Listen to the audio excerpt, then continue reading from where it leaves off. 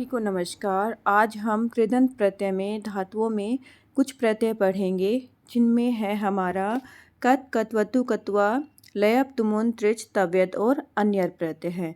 देखिए हमारी मूल जो धातु होती है वो ये है दा, पा, जी, ची, नी, श्रु, ब्रू।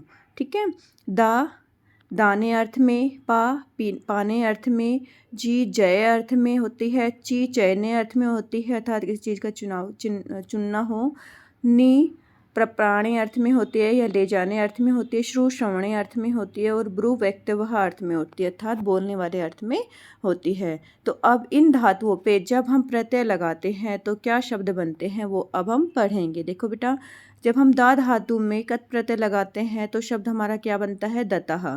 ठीक है, पा में लगाएंगे तो पीतः, जी में लगाएंगे तो जीतः, ची में लगाएंगे तो चीतः, नी में लगाएंगे तो नीतः, श्रु में लगाएंगे तो श्रुतः और ब्रू में लगाएंगे तो उक्तः।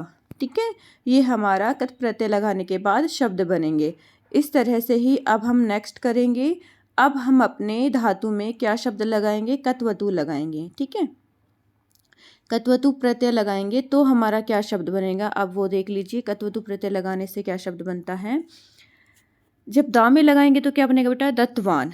ठीक है, दत्तवान, पीतवान, जीतवान, चितवान, नीतवान, श्रुतवान, उक्तवान। ब्रू धातु में उक्त बनता है। ओके, जैसे ब्रू धातु में कत प्रत्यय लगाने से उक्त बना था, ऐसे ही हमारा ब्रू धातु में कत्वतु लगाने से क्या बनेगा, उक्तवान बनेगा। वान वान शेष मिलेगा आपको। कत्वतु प्रत्यय में क्या शेष मिलेगा, वान शेष मिलेगा। ठीक है, दत्तवान, पीतवान, चीतवान, चितवान, नीतवान, श्रुतवान, उक्तवान। ऐसे ही और भी होते हैं बच्चा, लेकिन हमने कुछ ही एग्जाम्पल लिए हैं तो इन्हीं एग्जाम्पल से आप सभी सीख जाओगे।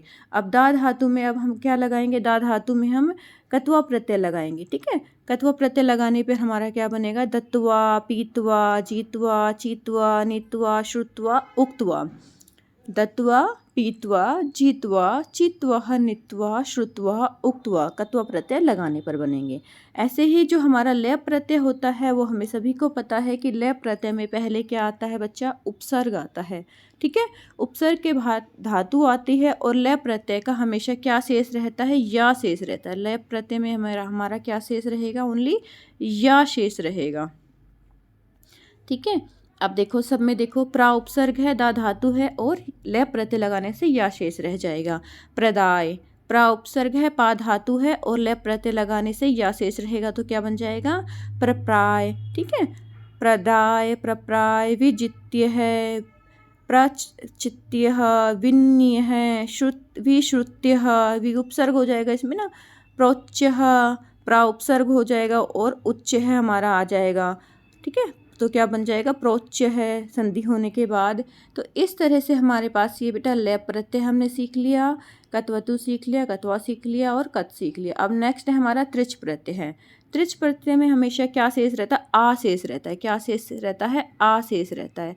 तो जो हमारी मूल धातु होगी उनमें हम क्या लगा देंगे, आ लगा देंगे बेटा। ठीक है, दा में आ जाएगा दाता, पाता, जेता, जेता, चेता, नेता, श्रोता, वक्ता। ठीक है, आगे बेटा समझ में आ शेष रहेगा। जो हमारा कत प्रत्यय लगाने के बाद हम त्रिच प्रत्यय लगाते तो कत प्रत्यय लगाने के बाद जैसे दतः शब्द बनता है तो त्रिच प्रत्यय लगाने के बाद क्या बन जाएगा, दाता। ठीक है, पितः बनता है कत प्रत्यय लगाने के बाद तो यहाँ पे क्या बन जाएगा, पातः। ठीक है बच्चा, तो इस तरह से हम इसको करेंगे हैं। त्रिच प्रत्यय में हमारा शेष क्या रह जाएगा, आ शेष रह जाएगा। दाता, आता, चेता, नेता, श्रोता, वक्ता। हाँ, और तव्यत प्रत्यय तो हमें सबको ही पता है, दातव्यम, पातव्यम, जेतव्यम, तव्यम, तव्यम हमारा शेष रह जाएगा। नेतव्यम, श्रोतव्यम, वक्तव्यम। ऐसे ही अगर हम अन्य प्रत्यय लगाएंगे तो दान्यम, पान्यम, जयनियम, चयनियम। ठीक है, नयनियम, श्रावणीयम, वचनीयम। तो ये हमारा सारा हो गया है। हमारे इसमें कत प्रत्यय में हमने पीतः, तः पीछे मोस्टली आया था, दतः, पीतः, जीतः, चीतः, नीतः, कुतः, रुतः, श्रुतः, उक्तः।